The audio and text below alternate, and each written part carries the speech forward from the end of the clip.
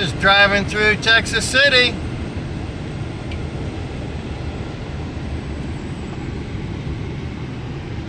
Oil and refinery.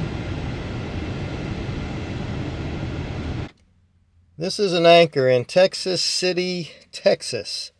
This is a relic of one of the deadliest industrial accidents in U.S. history. The Grand Camp was one of 2 cargo ships that blew up in Texas City's harbor in 1947. This 2-ton anchor flew nearly 2 miles and landed here. The anchor weighed approximately 3,200 pounds.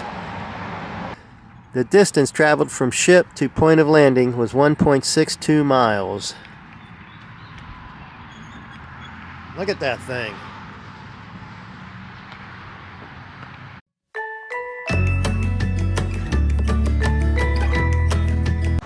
And so naturally, they made and dedicated this nice little memorial park.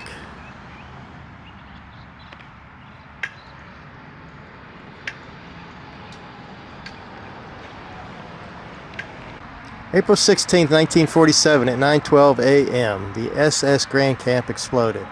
The force of the explosion was so powerful that it registered on a seismograph in Denver, Colorado. For 1,200 feet around the ship, metal shards weighing from 1 to 5 tons crashed down, creating geysers of water in the ship channel and landing on nearby employees, killing or injuring the employees inside. Nearly all the people who were on the wharf, including the port officials, and 26 fishermen and a number of ship's crew disappeared.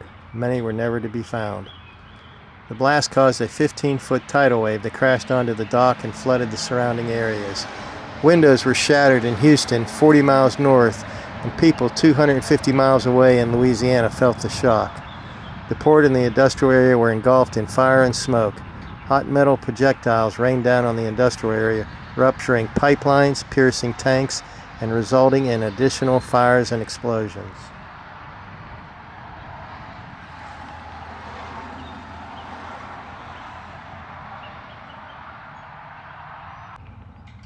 The High Flyer was anchored in the main slip of Pier A, directly adjacent to the Grand Camp. At 1:10 a.m. on April 17th, 15 hours after the explosion of the Grand Camp, the High Flyer's ammonia nitrate exploded.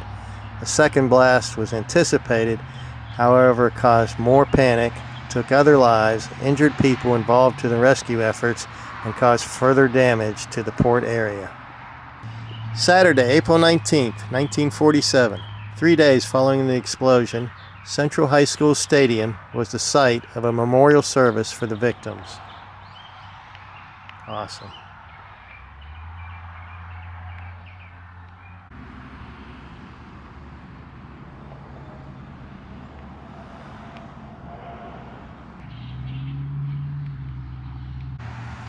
Texas City Memorial Cemetery on April 16 and 17, 1947. Disastrous explosions aboard 2 ships docked at the Texas City port killed hundreds of people. Temporary morgues were set up in the Central High School gymnasium at a Camp Wallace, a former Army post. Eventually 444 people were confirmed dead, and an additional 143 were listed as missing. 63 bodies were never identified.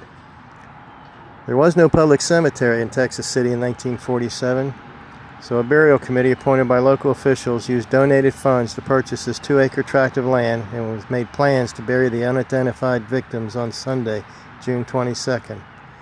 An interfaith and interracial funeral service was conducted before an estimated 5,000 mourners. Funeral homes from 28 towns provided individual caskets and hearses, and florists from throughout Texas donated flowers. The Texas City Memorial Cemetery is still reserved for the 63 people who, although unknown by name, are remembered each year at a memorial service on the 16th of April.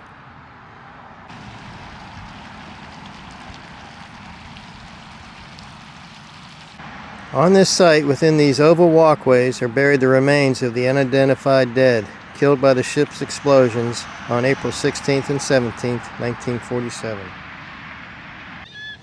Again, about that explosion on April 16th, 1947. This is a 10,640 pound anchor that was found buried a half mile from the scene of the explosion.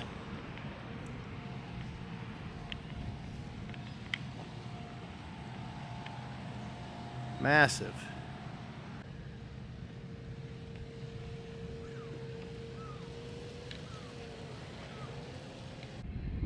This is the propeller of the SS Highflyer. The SS Highflyer exploded in the main slip on April 17, 1947, after being set on fire by the SS Grand Camp, which exploded on the north slip of 4/16/1947. It is dedicated in memory of those who died and in honor of those who survived to make Texas City a safer and better place in which to live.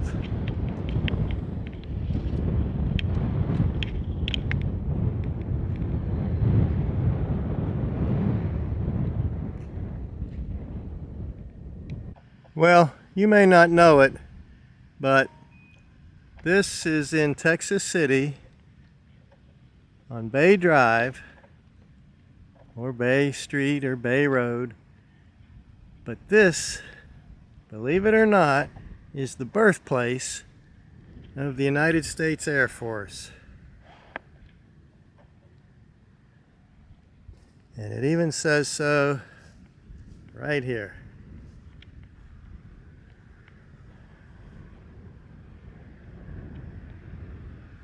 How about that?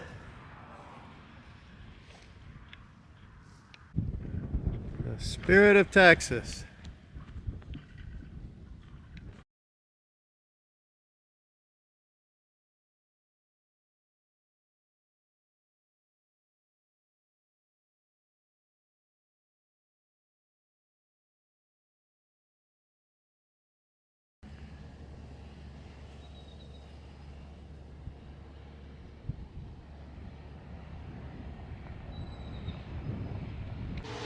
Hey everyone, hope you're having fun. I am, and you should be too.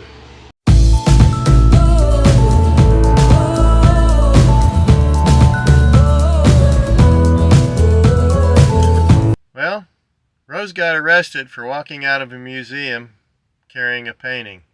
She's so confused because she asked the security guard if she could take a picture, and the security guard said yes.